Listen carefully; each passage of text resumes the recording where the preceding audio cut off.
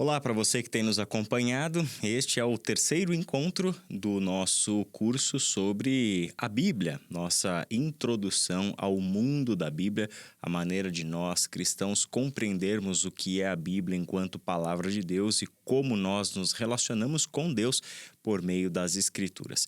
O nome dessa disciplina é Prazer, Meu Nome é Bíblia, e neste terceiro encontro nós vamos falar um pouquinho sobre a utilidade da Bíblia. Eu gostaria de introduzir o assunto lendo novamente o texto que nós lemos no nosso segundo encontro, que se encontra na segunda carta de Paulo a Timóteo, capítulo 3, do verso 14 ao 17. Quanto a você, porém, permaneça nas coisas que aprendeu e das quais tem convicção, pois você sabe de quem o aprendeu. Porque desde criança você conhece as sagradas letras, que são capazes de torná-lo sábio para a salvação mediante a fé em Cristo Jesus. Toda a Escritura é inspirada por Deus e útil para o ensino, para a repreensão, para a correção e para a instrução na justiça, para que o homem de Deus seja apto e plenamente preparado para toda boa obra. No nosso segundo encontro, nós enfatizamos um aspecto desse texto, que é a afirmação de Paulo que se encontra no versículo 16, em que toda a Escritura é inspirada por Deus. Neste momento, nós vimos que isto significa que a Bíblia é procedente de Deus, revela o ser de Deus, revela a vontade de Deus, e é por meio da Escritura, que é palavra tanto divina quanto humana, que Deus se torna conhecido, que Deus dá a conhecer a sua vontade. É por meio desta palavra e de nenhuma outra que nós temos acesso a um conhecimento que nós não teríamos se Deus não tivesse decidido desta maneira se revelar a nós. Sabemos sobre a criação, qual é o propósito de toda a criação e de todas as coisas que existem. Sabemos por meio da Escritura, temos conhecimento por meio da Escritura sobre o que está de errado nesse mundo, o porquê o mundo é como ele é, o porquê nós sofremos como nós sofremos, por que nós temos que passar por doenças, né, por enfermidades, nós ou pessoas a quem amamos, e por que nós temos que sepultar os nossos mortos, por que nós temos uma vida que está sujeita a essas tragédias. A palavra de Deus nos mostra a vontade de Deus e o porquê isso acontece, mas mostra mais, mostra como Deus está corrigindo todas as coisas, qual é o plano de salvação, de redenção de toda a criação que Deus está trazendo à realidade. Portanto, a Bíblia, no Antigo e no Novo Testamento, nos conta essa história com uma grande diversidade de formas literárias, por exemplo, né? Como os textos narrativos, os textos poéticos, por meio das suas profecias, por meio das canções que o povo de Deus entoava em louvor ao Senhor. Tudo isso é usado por Deus para manifestar a sua vontade para a sua criação. Eu gostaria de pensar um pouquinho mais com vocês justamente sobre este aspecto de revelação da Escritura. Nós sabemos que Deus, por meio da Bíblia, se torna conhecido. Sabemos também que a Bíblia não revela tudo de Deus, revela apenas aquilo que precisamos saber sobre Deus. E aqui nós temos o texto escolhido pelo próprio Deus e dado a nós pelo próprio Deus para que possamos conhecê-lo. E esse é um pressuposto de grande importância para a nossa jornada de fé. Saber que nós estamos nos aproximando de um Deus que deseja ser conhecido, que quer ser conhecido e tomou a iniciativa de que este conhecimento dele fosse possível, né? Existe um texto no livro do profeta Jeremias, lá no Antigo Testamento, capítulo 9, versos 23 e 24, em que o profeta escreve assim: Assim diz o Senhor, que o sábio não se orgulhe de sua sabedoria, nem o poderoso de seu poder, nem o rico de suas riquezas. Aquele que deseja se orgulhar, que se orgulhe somente disto, de me conhecer e entender que eu sou o Senhor, que demonstra amor leal e traz justiça e retidão à terra. Isso é o que me agrada. Eu, o Senhor, falei. Nós, seres humanos, estamos acostumados a ter como a nossa fonte de segurança, aquilo que nos atribui significado à vida, como também a fonte do nosso orgulho, as coisas que esse mundo apresenta para nós. Podemos nos orgulhar da sabedoria, podemos nos orgulhar do poder, da posição, podemos nos orgulhar por meio das nossas riquezas, como podemos também ter todas essas coisas como a nossa fonte de segurança e de sentido. Podemos, como seres humanos, e de fato temos feito isso, procurar sentido existencial no poder, procurar sentido existencial no conhecimento, procurar um sentido para a vida por meio das riquezas, por meio daquilo que o dinheiro pode comprar. Mas o Senhor, na Bíblia, nos faz um convite diferente. Nos mostra-se uma possibilidade de encontrarmos o verdadeiro sentido da vida, a nossa verdadeira fonte de segurança, de sentido, de propósito, portanto, como também algo no qual nós possamos nos orgulhar, nos sentirmos plenos, completos e olharmos para a nossa vida e podermos dizer: uau, valeu a pena viver essa vida, né? Tenho algo do que me orgulhar. E a proposta da Bíblia é que esta busca deve ser por conhecer e entender que o Senhor é Deus, que o Senhor é o único Senhor. Se nós aceitarmos esta proposta da Bíblia, nós vamos trilhar um caminho que a própria palavra de Deus vai nos conduzir. Da mesma forma como Paulo disse aqui para Timóteo, que desde criança conhece as sagradas letras, que são capazes de torná-lo sábio para a salvação mediante a fé em Cristo Jesus. O caminho das Escrituras nos levará até a pessoa de Jesus de Nazaré, como o Cristo, como o Filho de Deus, e nele encontrarmos a resposta para uma vida com sentido. Precisamos conhecer o Senhor justamente porque nós estamos procurando sentido para a vida. E de uma forma ou de outra, a gente vai buscar sentido e a gente vai encontrar parcialmente sentido nas coisas que este mundo nos oferece. Mas enquanto não encontrarmos Deus, permaneceremos naquele vazio, naquela sensação de que algo ainda nos falta, mesmo que nós tenhamos alcançado tudo aquilo que nós buscamos, né? Algo ainda traz aquela sensação de vazio, de ainda não estou completo, ainda não estou pleno.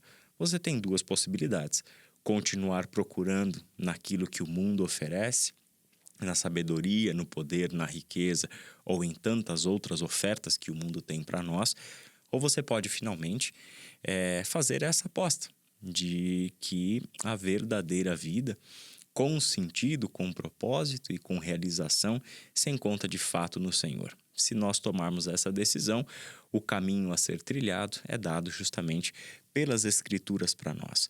E é importante entender esse convite da Escritura, um convite ao conhecimento de Deus, porque é o próprio Deus quem torna possível que este encontro nosso com Ele aconteça. É o próprio Deus quem providencia isso. O que isso significa em termos práticos? Quando nós estamos imersos no mundo da Bíblia, na história que a Bíblia nos conta, nós não estamos nos relacionando exatamente com um texto. Na verdade, o texto faz um papel de mediador, porque o relacionamento não será com palavras mortas, mas será com o Deus de quem esse texto dá testemunho. Portanto, conhecer a Bíblia é apenas um meio para o verdadeiro conhecimento, que é o conhecimento do Deus de quem a Bíblia fala, do Deus que a Bíblia me apresenta. Estudar a Bíblia, ler a Bíblia, decidir habitar este mundo, viver essa história na realidade, significa que nós estamos procurando o conhecimento e que é possível esse conhecimento do próprio Deus, Criador e Redentor, Pai de nosso Senhor Jesus Cristo. Nós podemos ter, portanto, a convicção de que podemos conhecer a Deus porque Deus se revelou a nós. E esse é um ponto sem o qual a fé cristã não existe, ela perde completamente o sentido. Conhecer a Deus não diz respeito às nossas capacidades cognitivas de chegar a um conhecimento desse Deus. Se dependesse só de nós, nós não chegaríamos em Deus. Chegaríamos a um produto da nossa imaginação, chegaríamos a um produto da nossa cognição. Nós só podemos conhecer a Deus porque Ele se revelou a nós em toda essa diversidade das Escrituras.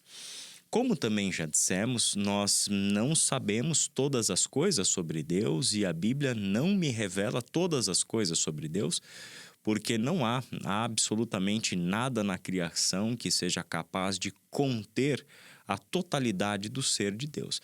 Mas há um texto em Deuteronômio 29 que diz assim: as coisas encobertas pertencem ao Senhor, o nosso Deus, mas as reveladas nos pertencem.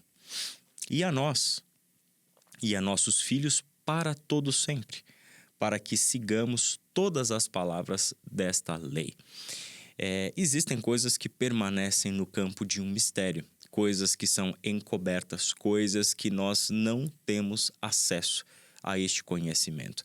Mas todas as reveladas e reveladas por Deus pertencem a nós e aos nossos filhos, pertencem a nós, seres humanos, e às nossas gerações. Deus se deu a conhecer de modo que qualquer pessoa no planeta tem o direito de conhecer Deus por meio das Escrituras Sagradas. Apegar-se e conhecer aquilo tudo que foi revelado por Deus na Bíblia, é nisso que consiste a jornada de um discípulo de Jesus de Nazaré. Esse Deus que se revela por meio das Escrituras, que se manifesta por meio dessas histórias e nessa diversidade de textos, nos deu a Bíblia com uma finalidade. E essa finalidade não é um conhecimento abstrato. A Bíblia não é um livro filosófico. A Bíblia não é um livro de teologia. A Bíblia não é um livro que está nos propondo doutrinas, sistemas de ideias, códigos morais. Não é nada disso, embora temos parcialmente essas coisas aqui dentro. Mas a totalidade da Bíblia se presta a algo muito mais prático do que as pessoas podem imaginar, que é a formação de uma identidade. É a formação de um povo que responde ao Deus que o salvou. Um povo que está sendo formado de acordo com os propósitos que este Deus nos redimiu e agora nos devolve a este mundo como coparticipantes da história dele, como gente que, assim como ele, se vê na terra encontrando razão de ser no cumprimento da sua missão. O texto que nós lemos fala justamente sobre a utilidade das Escrituras. Eu gostaria de começar a pensar sobre essa utilidade das Escrituras no próprio verso 15. A Bíblia nos torna sábios para recebermos a salvação mediante a fé em Cristo Jesus. Pense comigo. Se a Bíblia não me dissesse que era necessário ser salvo, eu jamais teria acesso a esse conhecimento. Talvez nós estivéssemos tateando por que as coisas são como são e estivéssemos chegando a respostas que não passam de suposições sobre qual é o problema no mundo. Estaríamos chegando a respostas que estão sendo dadas pelas religiões, pelas filosofias, pelas ideologias, sobre qual é o problema da realidade. Todas essas respostas que a humanidade tem dado ao problema, né, do sofrimento, do mal, assim por diante, elas arranham a verdade.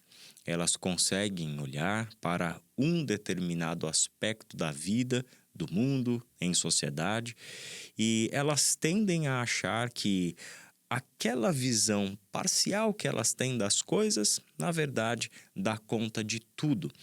A vida é muito mais complexa do que uma ideologia é capaz de enxergar e de resolver. A vida é muito mais complexa do que uma filosofia ou do que uma religião seja capaz de enxergar na realidade e de oferecer propostas de solução para o nosso problema. A Bíblia nos mostra que a gente pode até resolver parte dos problemas da vida, da sociedade, da economia, da ordem social, da justiça, da moral. Até podemos parcialmente, pelos nossos próprios meios e recursos humanos, dar conta de resolver essas coisas. mas logo a gente percebe que isso não dura muito e que isso não dá conta de outros problemas que continuam a gerar problemas menores e manifestos. A Bíblia nos mostra que existe um problema mais estrutural. E para este problema não há uma resposta que seres humanos sejam capazes de dar. Não existe na humanidade ferramentas para resolver esse problema. Não existe na humanidade conhecimento suficiente para dar uma resposta a este problema. Este problema que a Bíblia chama de pecado, que chama de morte, é o problema no qual todos nós estamos aprisionados e que nos faz necessitar de uma salvação. A Bíblia, portanto, tem aqui a sua primeira grande utilidade: nos tornar seres humanos conscientes da nossa necessidade de sermos salvos. Esse é um ponto pacífico para o nosso avanço na jornada de fé. Ter essa consciência da realidade do pecado e dos efeitos do pecado na humanidade. A Bíblia nos mostra que a única resposta, a única solução para este problema nuclear é justamente o que Deus providenciou gratuitamente para nós, que é o sacrifício do seu Filho Jesus Cristo.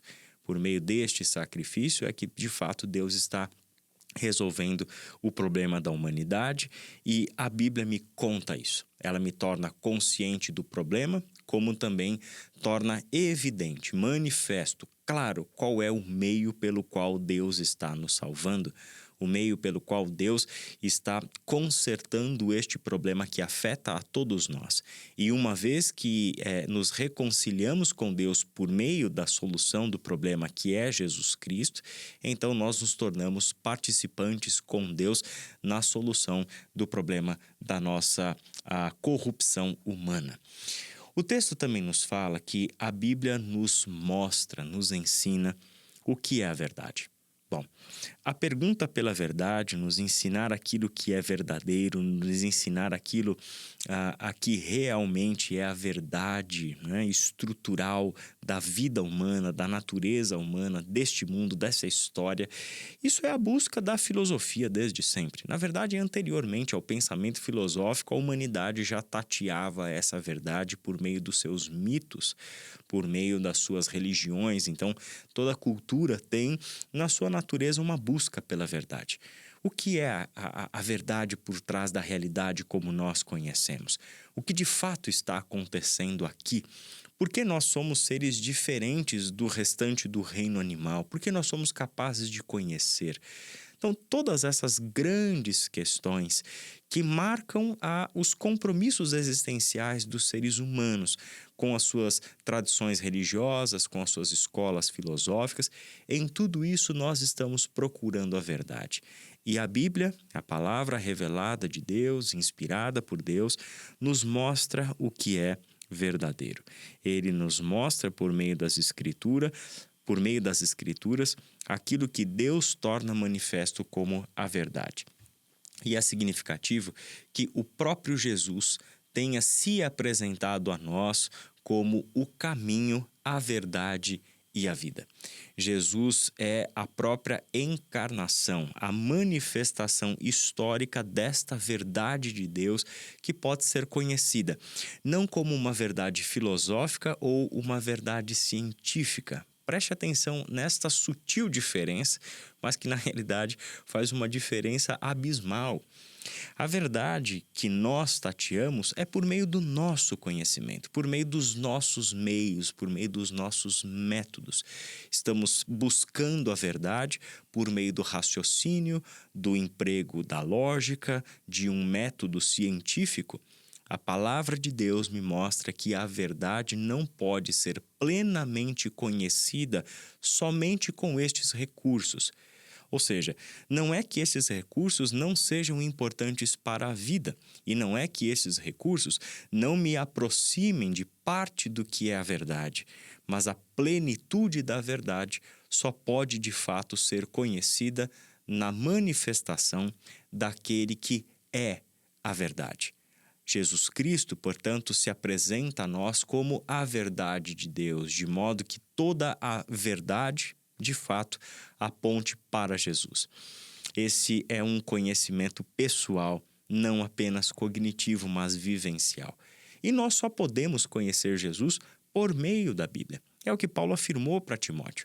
É a palavra de Deus, são as sagradas escrituras que te tornam sábio para alcançar a desejada salvação mediante a fé, sendo que esta salvação só pode ser encontrada na pessoa de Jesus Cristo.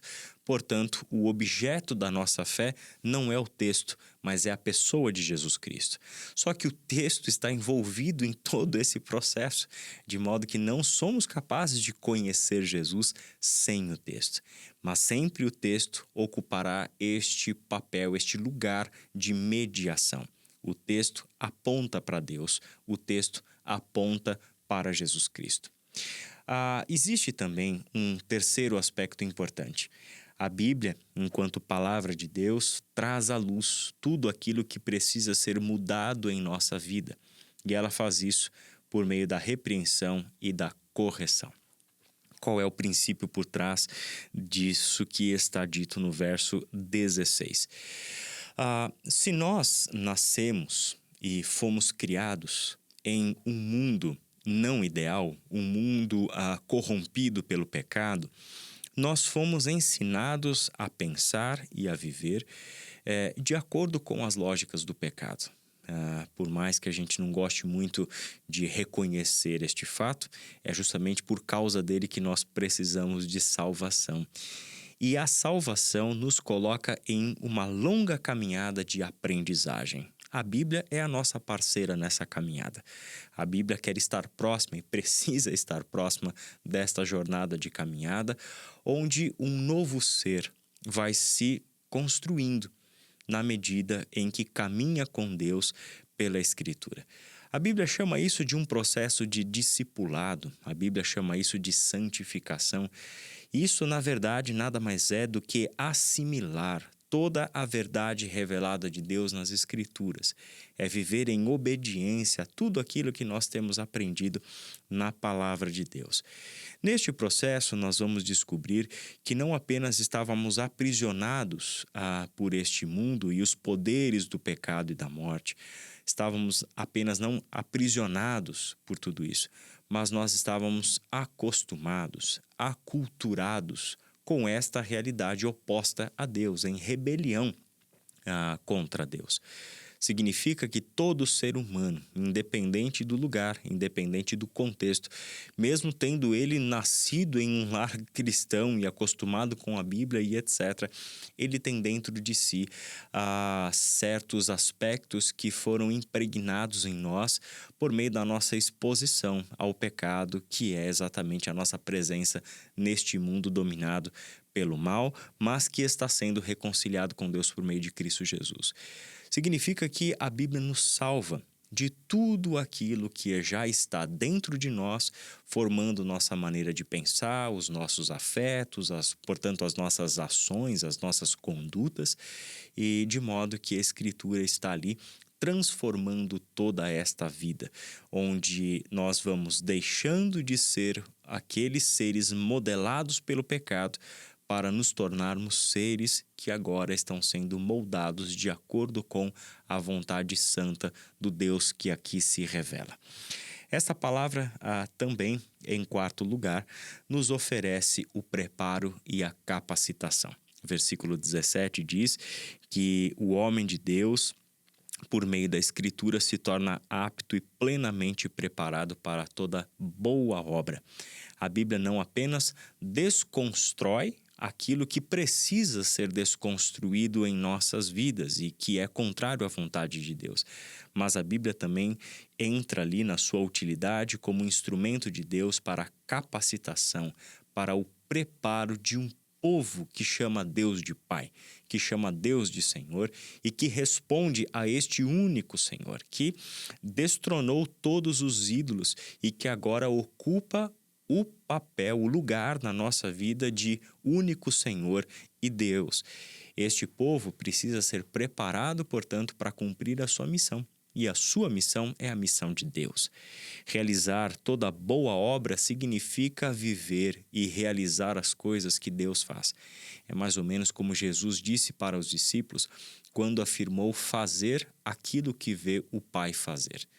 Como filhos e filhas do nosso Deus, precisamos aprender a desejar o que o nosso Pai deseja, precisamos aprender a amar o que o nosso Pai ama, sobretudo, a trazer à realidade as nossas ações cotidianas, aquilo que Deus está fazendo desde sempre. Que com este conhecimento deste nosso terceiro encontro, nós vivamos de fato a plenitude deste poder de Deus revelado nas Escrituras para a nossa transformação, para que Ele molde o nosso pensamento, molde o nosso coração para vivermos de acordo com a sua vontade. Essa, portanto, é a grande utilidade das Escrituras para nós. Nos torna consciente de quem nós somos e da necessidade de salvação. Nos apresenta o Salvador como uma dádiva, como alguém que oferece a si mesmo como um sacrifício para resolver um problema que nós, enquanto humanidade, não teríamos como resolver. Ela também nos ensina tudo o que em nossa vida não está de acordo com a vontade de Deus, que são apenas marcas que o pecado deixou em nós em formas de padrão de pensamento, padrão de sentimento, de conduta e assim por diante. E ela também se coloca a serviço de Deus para nos capacitar, nos tornar plenamente preparados para realizar toda a obra que Deus tem para realizar, consertando este mundo que Ele criou e que Ele quer reconciliar consigo. Nós vamos ficando por aqui com o desejo da sua companhia no nosso próximo encontro. Até lá!